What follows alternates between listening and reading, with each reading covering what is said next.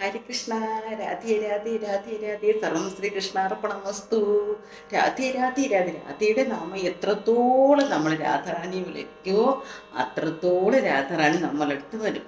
ഹരികൃഷ്ണ. ഇന്ന് ഞാനൊരു ഐതിഹ്യ കഥ പറയും. കാരണം ദീപാവലിയെക്കുറിച്ച് എല്ലാവരും പല പല കഥകളാണ് കേട്ടിട്ടുള്ളത്. ഞാനും കുഞ്ഞിലേ കേട്ടിട്ടുള്ളതും ഹിരണ്യേശനെ കൊല്ലുന്നു, പ്രഹ്ലാദനെ കൊല്ലുന്നു, അങ്ങനെ നമ്മൾ പടക്കം പൊട്ടിച്ച് അവരെ ഓടിക്കുന്നു എന്നൊക്കെയാണ് ഞാൻ കുഞ്ഞിലേ കേട്ടത്. എന്നാൽ ഞാൻ അതിൻ്റെ ഒരു കഥ പറയാം.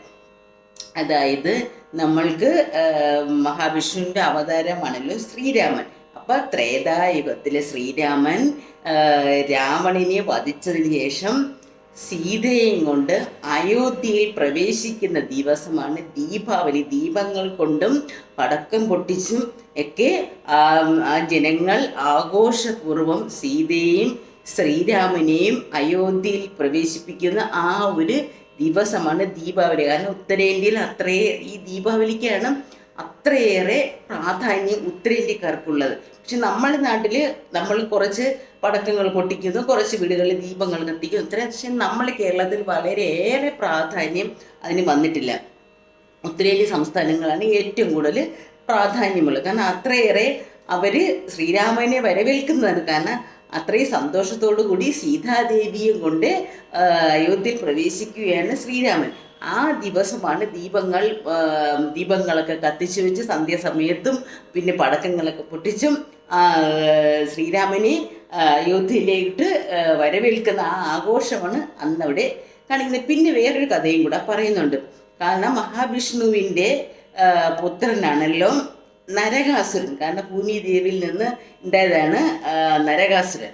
അപ്പം ആ നരകാസുരൻ ഒരു ശാപമുണ്ട്. കാരണം എന്നെ ആരും വധിക്കാൻ പാടില്ല, മഹാവിഷ്ണു ശിവനോ ബ്രഹ്മാവോ ആരും വധിക്കാൻ വേണ്ടി ഒരു സ്ത്രീ തന്നെ, അതായത് എൻ്റെ അമ്മ തന്നെ എന്നെ വധിക്കണമെന്ന് പറയുന്നു. അങ്ങനെ അത് ദ്വാപരയുഗത്തിലെ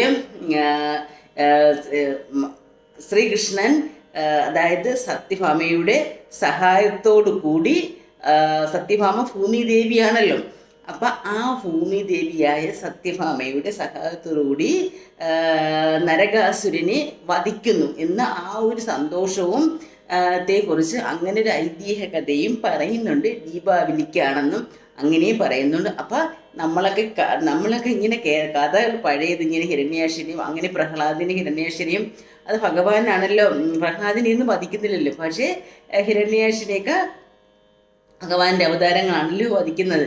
പക്ഷെ ഇങ്ങനൊരു കഥയാണ് പറയുന്നത്. ദീപങ്ങൾ കൊണ്ട് അലങ്കരിച്ച് ആ ഒരു പുണ്യഭൂമി അയോധ്യയെ ഭഗവാനെ ശ്രീരാമ